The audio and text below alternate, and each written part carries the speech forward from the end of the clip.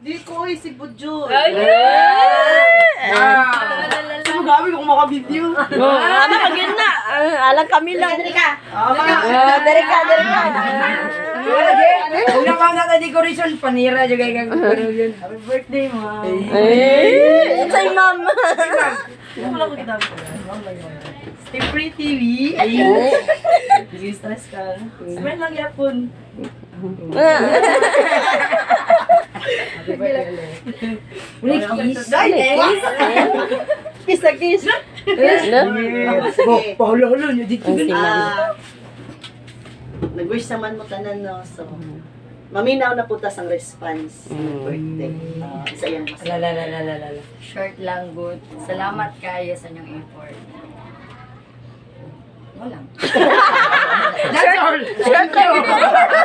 Ayun lang yan. Okay. Ako mi, wish na ako sa imuha nga ang Ginoo kanunay nauban kanimo, proteksyon ang ka sa Ginoo sa gasa ka mo adto, that she will always guide you, protect you, and labaw sa tanan nga mailang gini mo ang Ginoo bilang mga personal na savior nimo o padayon sa pagkabuutan, padayon sa pagiging isa ka leader na sa diin ng as a good example kanang makasabot no ng ana tapos ng taga pa ni Lord sang ano man ang kaalaman ng itnon sa pagdumala sa mga tao nga gipiyal sa imong lalo na sa secret o promotion pag yun alang sa imong career nga dili lang magpabilin ka nga LP kundi i-level up pa ni Lord ang imong position karon sa maabot nga mga katuigan, taas nga kinabuhi anang kanimo, i-guide ka ni Lord sa tanang imong pagabuhaton, sa tanang aspeto sa imong kinabuhi, physical man, physical o mental o labaw sa ng spiritual nga panalanginan ka sa atong buhi nga Dios. And everything that nga imong ano kanang kina-design mo sa imong kinabuhi nga i-grant ka ni Lord, no? O ako pang hinaot sa imuha nga magkinabuhi ka nga malipayon ko ba ng joy no nga although nga ang inyong relasyon kung ibutang man ginato sa spiritual nga bahin is bawal man gina siya pero by grace of God kana siya ng taga lang gimugiya sa Ginoo na maano mo matagan mo og kanang wisdom ni Lord no nga sila maabot gid ang kaluwasan sa inyong duha. So, kana lang, o before ko ampo sa imuha ng, although nga, di man ko pastor, di man ko ano, pero, kani siya, as a Christian, bilang isa kapagpasalamat sa itong buhay nga Diyos, kasi ang birthday man good, dili man good na ingon nga, ay mag-birthday ka, dili ka mag-handa, di ba, amo man na ang kalabanan nga, ay di ko maghanda kay, wala ko ihanda, no?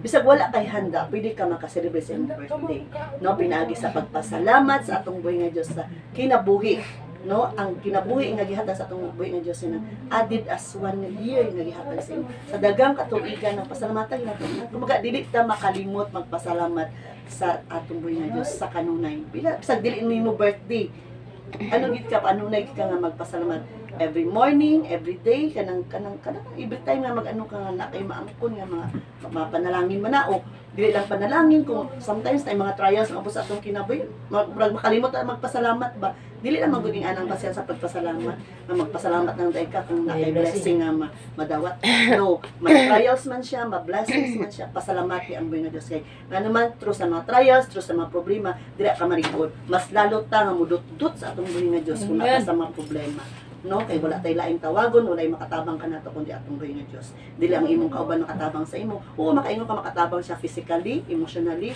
pero hindi para sa atong Ginoo kay ang tao limitado samantalang atong buhay nga Dios dili siya limitado no tanan mahatag niya basta utawag lang ta sa iya so ang pagpasalamat sa isa ka butang sa kinabuhi nga atong naangkon ni Ami karon no sa atong pinalangga nga ano nga lead person sa anis isa siya kadako nga regalo o pribilehiyo yata sa atong alang kaniya.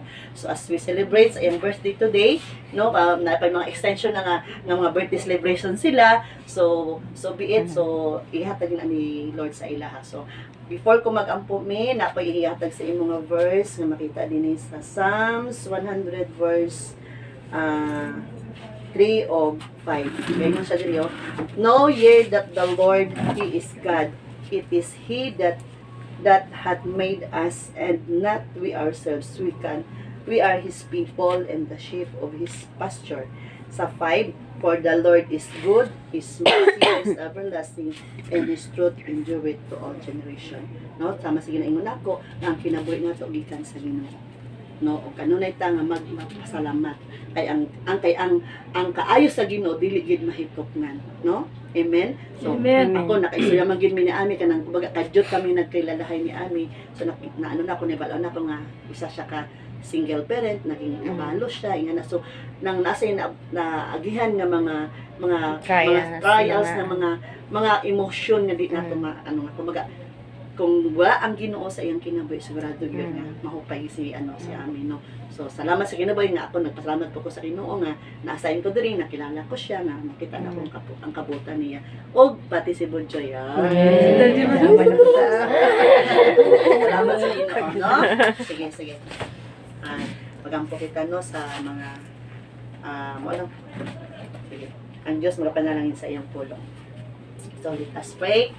O most precious and loving Father, once again, Lord, we thank you, Lord, for this day, for the moment, Lord God, na imong hatag, Lord God, sa kinabuhi ni Ami, Lord God. Salamat, Lord, na ikaw na yung Diyos.